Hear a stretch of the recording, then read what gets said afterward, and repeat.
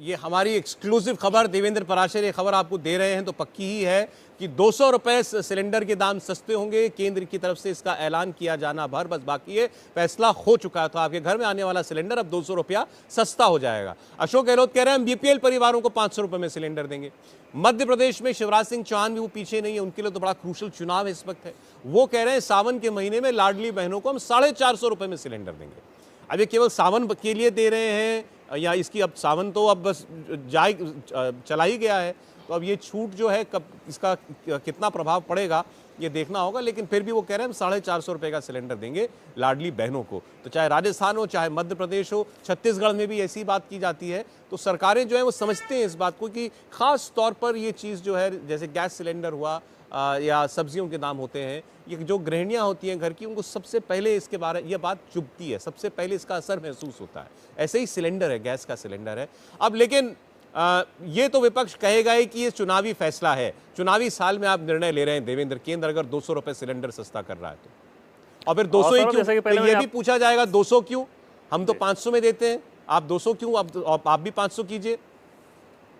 और उसमें दो चीज़ें सौरभ। पहली बात ये कि जैसे हमने बताया पहले कि 6 महीने पहले भी आपको याद होगा कि तब 91 रुपये की कटौती की गई थी। और चुनाव के लिहाज से अगर बात करें तो चुनाव तो चाहे राज्यों के चुनाव हो, वो तो हर साल में किसी न किसी राज्य में होते ही रहता है जिसका केंद्र की सरकार के किसी भी फैसले का असर पड़ना है। दूसरी चीज़ की लोकसभा चुनाव के लिहाज से अगर बात करें तो अगले साल अभी चुनाव होने हैं और आप नहीं जानते हैं कि अगले 3 महीने बाद, 4 महीने बाद कीमतों में क्या स्थिति रहेगी। हो सकता है फिर से इजाफा भी करना पड़ जाए, क्योंकि ये अंतर्राष्ट्रीय परिस्थितियों पर निर्भर करता है। और अभी भी रूस यूक्रेन का जो वॉर है वो ख़त्म होता नज़र नहीं आ रहा है और ज़्यादा बढ़ता नज़र आ रहा है। तो ऐसे में उन बातों को निश्चित तौर पर अपोजिशन अपना एक पॉलिटिकल रंग देने की कोशिश करेगा, लेकिन उसमें कोई बहुत ज़्यादा दम नज़र नहीं आएगा। ये समय समय पर ऐसी राहतें दी जाती रही हैं। पेट्रोल और डीजल की कीमतों में भी आपको ध्यान होगा कि कैसे समय समय पर राहत दी गई। दूसरी चीज़ कि केंद्र सरकार की जितनी कल्याणकारी योजनाएँ चलती हैं वो योजनाएं भी कहाँ से चलेंगी। तो अगर तेल कंपनियों को मुनाफा होता है तो वो मुनाफा आप समझें कि किसी ना किसी रूप में देश के विकास में ही लगता है। ऐसा नहीं है कि वो तेल कंपनियों का जो मुनाफा हो गया वहाँ पे जो लोग काम करते हैं वो उसका सिर्फ उपभोग करेंगे।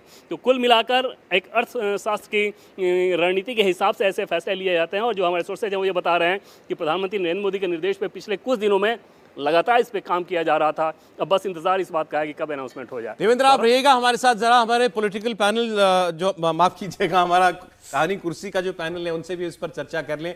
कैसे देख रहे हैं आप इस फैसले को हर्षवर्धन जी? कितना बड़ा फैसला है, कितना प्रभाव पड़ेगा इस फैसले का? देश भर में गैस के दाम 200 रुपए कम। नहीं, इसमें तो कहीं कोई संदेह ही नहीं है कि ये फैसला चाहे राजनीतिक कहिए, चाहे चुनाव सर पे आ रहा है कहिए, लेकिन जब कोई चीज़ सस्ती होती है और इस तरह से जो प्रतिदिन उपयोग में आनी है तो उसका लाभ मिलता है।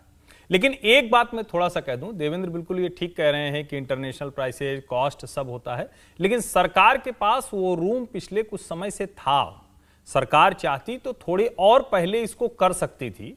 और मेरा ये मानना है कि सरकार, जिसको हम कहते हैं ना फिस्कल डेफिसिट, जो वित्तीय जो एक कहें कि अनुशासन बनाने में इस सरकार ने कमाल का काम किया है, उसकी वजह से वो दूसरी जगहों पर वो डाइवर्ट नहीं कर रही थी। उसके खजाने में जो पैसे आ रहे थे इंफ्रास्ट्रक्चर पर, दूसरी चीजों पर, जो सरकार की योजनाओं के लिहाज से बहुत जरूरी है, जिसको हम कहते हैं कि डिलीवरी के लिहाज से, गवर्नेंस के लिहाज से जो गवर्नमेंट करती हुई दिखती है, लेकिन शायद अब उसकी जरूरत आ पड़ी है। और दूसरा जिसको हम कहते हैं कि पॉलिटिकल कंपल्शन, तो गुड इकोनॉमिक्स गुड पॉलिटिक्स में बदलेगी या गुड इकोनॉमिक्स दिखे और गुड पॉलिटिक्स होती रहे, ये कैसे करना है शायद ये गुड इकोनॉमिक्स है। कह सकते हैं अभी कोई बैड इकोनॉमिक्स तो नहीं है। मुझे लगता है सरकार के पास इतना रूम है, इतना रूम था। बिल्कुल ठीक है सर। एक तो मैं पहले देवेंद्र को और आपको, इंडिया टीवी को बधाई देना चाहता हूं कि पत्रकारिता में आजकल बहुत कम दिखने को मिलता है, खासतौर से टेलीविजन में, कि कोई खबर ब्रेक हो और वो भी इतनी बड़ी खबर हो। आजकल तो हम लोग केवल इवेंट कवरेज, एक्चुअली मैं यही कहना चाहता था, इवेंट कवरेज करते हैं। तो जिनकी खबर है बड़ी पर लें, देवेंद्र को स्क्रीन पर लें, खबर भाई कैबिनेट नरेंद्र मोदी की सरकार में कैबिनेट का डिसीजन हो, नरेंद्र मोदी सरकार में बंदी हो गया है अभी, 100% कहें कि ये होने ही वाला है। अभी तक तो ऐसा मुझे 9 साल में देखा नहीं है। तो इसके लिए पहले बधाई, फिर सरकार वो बधाई के पात्र हैं। यहाँ तो ये भी है कि देवेंद्र सारी रात उसको सारी रात दबा के सो गए, ये भी कमाल का काम किया उन्होंने। इतनी बड़ी खबर हो। अब बात करें इस पर खबर पर, तो देखिए जो सबसे बड़ी बात है कि ये डायरेक्ट बेनिफिट है, कंज्यूमर के पास, वोटर के पास डायरेक्ट बेनिफिट है। और इसमें 2 लोग एक साथ प्रभावित हो रहे हैं। एक तो आम जो वोटर है वो है ही, और महिलाएं इसमें ज़्यादा। तो सीधा। और आपने देखा होगा पिछले 3-4 साल से लगातार विपक्ष वो मीम्स इस्तेमाल कर रहा है जो भारतीय जनता पार्टी जब विपक्ष में थी तो स्मृति ईरानी, राजनाथ सिंह और तमाम नेता सिलेंडर लेकर महंगाई की चर्चा करते थे। तो वो कहते थे कि आप अब क्यों नहीं बोल रहे। अब जब सरकार इसको कम कर दे तो आप 2024 के चुनाव की बात कर रहे हैं, मैं तो अभी कह रहा हूँ 5 राज्यों के चुनाव अभी होने वाले हैं नवंबर दिसंबर में इस साल के आखिर में, उसको भी इसका फायदा वहां तो सर वहां तो लड़ाई 500 की हो रही है।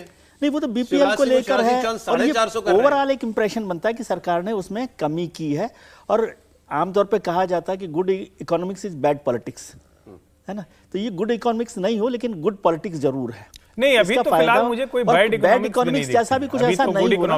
और जो भाई इसमें एक बात मतलब मेरे दिमाग में आई, 200 रुपए तो गहलोत जी के भी बच गए ना पर सिलेंडर। अब वो 200 रुपए भी केंद्र सरकार दे रही है, बच गए हैं। और महंगाई को कम करना सरकार की एक राजनीतिक जिम्मेदारी भी होती है। मतलब जो आपका फाइनेंशियल डिसिप्लिन है वो ठीक है, लेकिन आम आदमी यदि परेशान है तो उसको कहीं ना कहीं राहत देनी चाहिए। और जो देवेंद्र ने कही ना वो बात ठीक है। अब तो हर साल इलेक्शन होते हैं, बल्कि इलेक्शंस का नुकसान ये हो रहा है कि बहुत सारी घोषणाएं नहीं हो पाती हैं।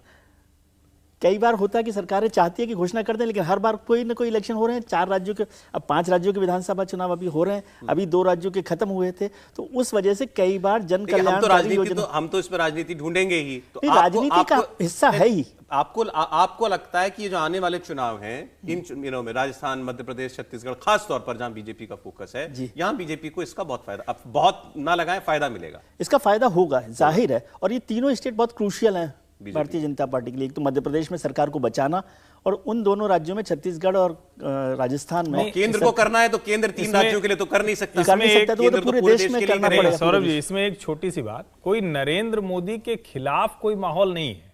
इंडिया टीवी हर वक्त हर जगह डाउनलोड करने के लिए सर्च करें India TV news Google play store या ऐप स्टोर पर।